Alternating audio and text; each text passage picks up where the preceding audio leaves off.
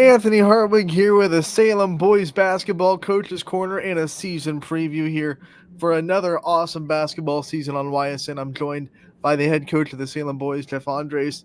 Coach, thank you so much for taking the time to join us today. Yeah, thanks for having me, man. Thanks for the coverage, and we appreciate what you do for the athletes across the valley. You know, we had to get you on. Salem's one of the OGs, and we're so excited for another season with them. Let's talk about this team. You've had them for a couple of weeks now, and you've been able to practice a lot and have a scrimmage or two here and there.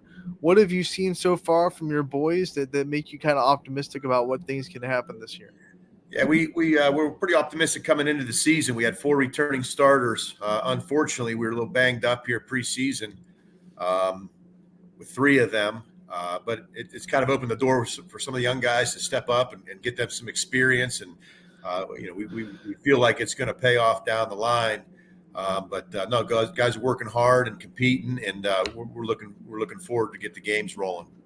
No one ever wants to deal with injuries, coach, but like you said, that is giving some players that maybe came into this year maybe not expecting to have as big of roles or maybe not expecting to be in the opportunity that they are now, getting those reps.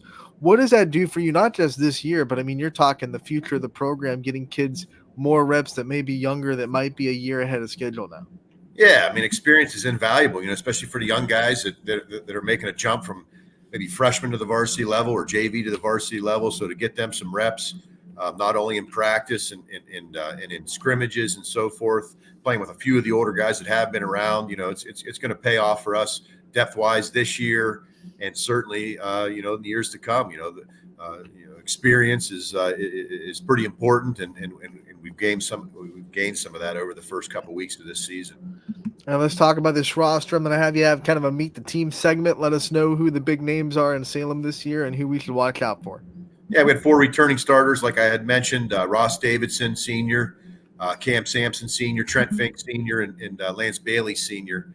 Unfortunately, Ross is dealing with a knee injury, so his career's looking pretty bleak, and maybe he has come to a close. But we'll see how he goes. He's rehabbing and doing well and working hard, and we'll see what happens with him. But we're going to rely on Cam Sampson, who's played for a couple years now for us, been a leading scorer and a go-to guy. Lance Bailey and Trent Fink also. Those 3 guys are going to be pivotal to our success. All 3 started last year. All 3 scored over 10 points a game, and we're looking forward to them helping bring along some of the young kids. A couple newcomers, juniors, Evan Jones and Colin Risen are going to be vital to our success. Add a little size to us. Jones, 6'7" post player, and Colin Risen, 6'3". He can do it all, really. He's kind of filling in Ross's role, with the ability to defend and rebound and assist and score as well. And then we got some young guys that we're pretty excited about. Deontay Steele is a sophomore. He's an electric player. He's an up and comer. Had a really good season last year as a freshman at the JV level. Looking for him to take a step in the right direction. Ben Sevier, Andrew Beck are both post players and looking to get in the rotation. And then Ty Mannion's another kid that we're pretty excited about. He's a freshman guard. He's a pretty electric player as well. So, some guys that we know what they can do, and some guys that we're going to find out what they can do at the varsity level. But we're excited about our team and our pieces and how they've been working. So, we'll see how it goes. But we're pretty pleased so far. Coach, I had a chance to interview Camden Sampson during the soccer season, where he was obviously a captain on that team as well. Man, what I got from him was just what a leader that kid is. Leader on the court, leader off the court. I'm sure, vocal leader, just kind of like your second coach, I imagine, on the floor. What kind of a blessing is it to have someone like that? Yeah, he's been playing for us for a couple years. We threw him threw him to the wolves, I guess, so to speak, as a sophomore, and he was probably undersized and wasn't a real strong kid, but he had a knack for playing this game, and he works really hard at it. I think this is his first love. So he's certainly been battle tested, and for to have him out there and know kind of what to expect and kind of relay that to the young guys. He's not a super vocal leader, but he certainly leads by example. He certainly leads by work ethic, because he's in the gym a lot and he works on his game. So absolutely, it's pivotal. I mean, that's what every coach is looking for: a guy that can get guys where they need to be during a downtime or something like that on the field or on the court. And, he certainly does that. He knows what's going on. He knows where everybody's supposed to be and so forth. So yeah, that's pretty valuable piece to have. Let's transition into the schedule that you're going to have to come across this season. We'll start with the conference. Obviously, that EBC, very tough. It always is. What can you say about the EBC this year and what you expect out of it? Yeah, I think it's as solid as it's ever been, and certainly across the board. I think every team has potential to win on any given night. It's a very difficult league to win on the road in, but Alliance and West Branch and Carrollton and Minerva, Marlington, they all bring different challenges, and I really feel that each team is going to be pretty solid. So I look for us to beat each other up, I guess, so to speak, as we do just about every year. I mean, I'd probably, preseason favorite. West Branch is pretty loaded. They got a lot of pieces coming back. Alliance is always good. Minerva may have the best player in the league, and Garrett Gonzalez coming back as a leading scorer for them last year.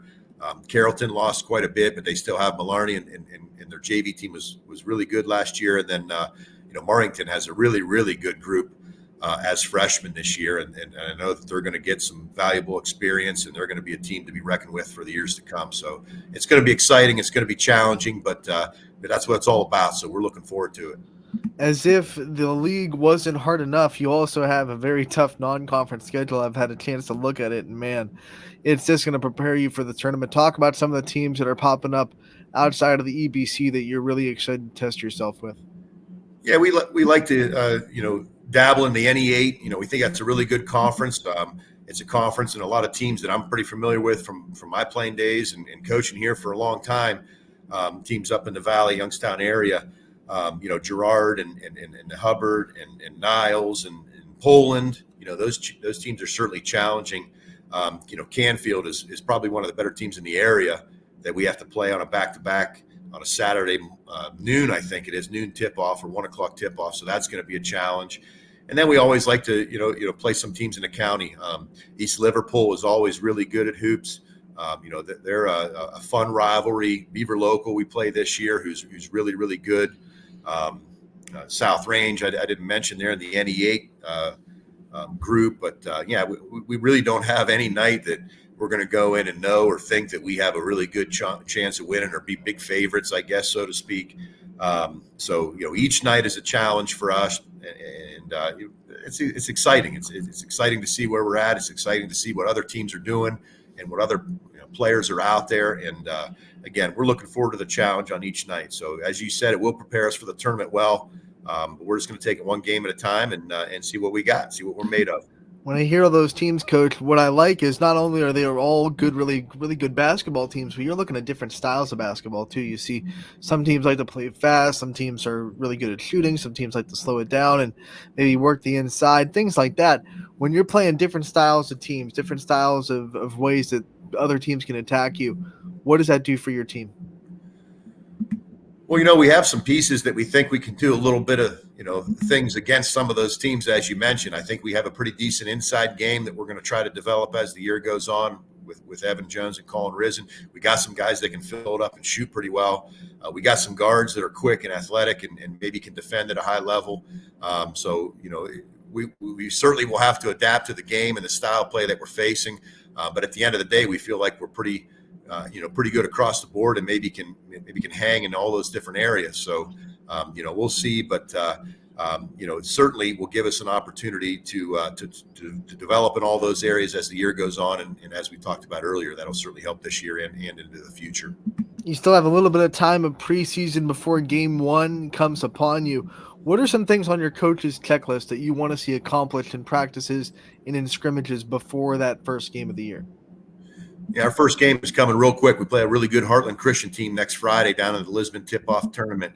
A team that not a lot of people know much about, but they pressure, they can shoot. Josh Scott does a really good job. So preparing for that game, we want to make sure that we're doing what we're doing. We're brushing up on all of our stuff that we're trying to run, and just keep getting better each day at things that we like to do. So getting Cam Sampson and Lance Bailey, they were a little banged up at the beginning of the season. Getting them back, bringing them along, getting their legs underneath them, and getting them ready for the season is going to be pivotal too over this next week and a half. I've always noticed that your team chemistry is always pretty good as well. No matter who's in your program, it seems like you have guys that really care about each other. What kind of things do you do to build team chemistry? What's kind of your formula that continues to have success in that? Well, just having the kids together, having them compete. We had a really good summer. We had a lot of kids around this summer, probably more than I've had in my 6 years here. Lifting and shooting and some open gyms and summer leagues and stuff like that. So I think the more they're around each other, the better it is. The locker room is a really good place to develop some of that stuff, and this has been a really good group that does like each other and does like to be around each other and spends time. They leave together, they come together, they go eat afterwards, and that's all good stuff to build that team chemistry that you're talking about. So we feel like we're on to something, and we have some. This group seems to be a little bit better in some of those areas than some of the past groups. But really just spending time with each other, and then they get to care about each other, and so on and so forth. And that does go a long way. Coach, we're obviously interviewing you, and you get a lot of attention as a head coach, but we know that you have great people behind you that are helping you make this Salem program what it is. You have great staff. I want to give you the chance to highlight the people that are working with you and the people that are trying to help you build this Salem basketball team. Yeah, real fortunate to have a lot of people to lean on. Staff consists of 3 former head coaches and Coach Spack. He's been around the game longer than just about anybody in the Valley. You think of people like John Collin and Grisdale who stepped down. Coach Spack is right up there with them. He's been doing it a long time and knows a lot of stuff about the game. Matt Mowry was a head coach over at United for quite some time. He's been around Salem basketball for quite a bit. Also as a JV coach, brings a lot to the table.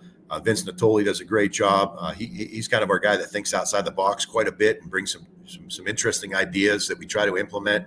But leaning on those guys and having that experience is pretty rare. If you look around, the area and the staffs that people have put together, we feel like we have pretty good people here to teach these guys, and really try to lean on them. It's almost like a coaching by committee. I'm certainly the guy that's in front, I guess, and gets the credit if things go well, or people like to, I guess, blame when things don't go too well. But we have a lot of good people that are working with these kids, and I feel really good about them, and they're doing a really good job of it. So excited about that.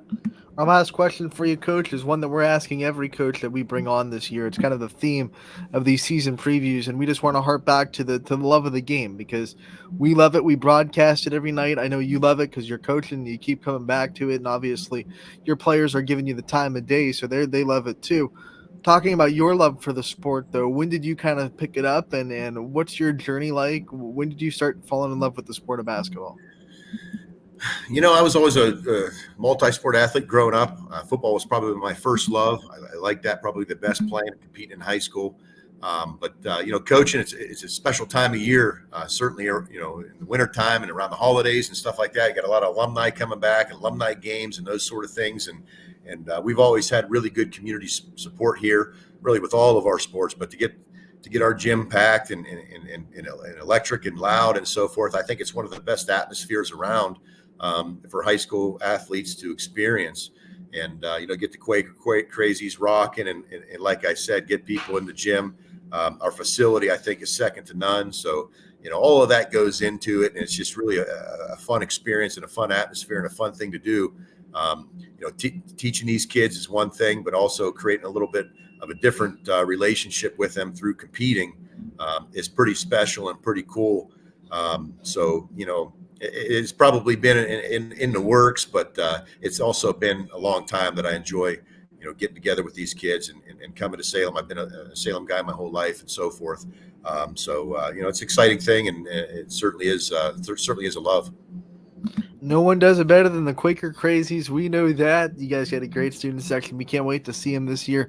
Coach, your first game, we'll shout it out. It's that Lisbon tip-off, like you said, against Heartland Christian. YSN will be there. We want to thank you so much for your time, giving us another preview of another fantastic season. We can't wait to cover you and talk to you again real soon. Again, hey, thanks a lot for the coverage, and look forward to seeing you here over the next several months.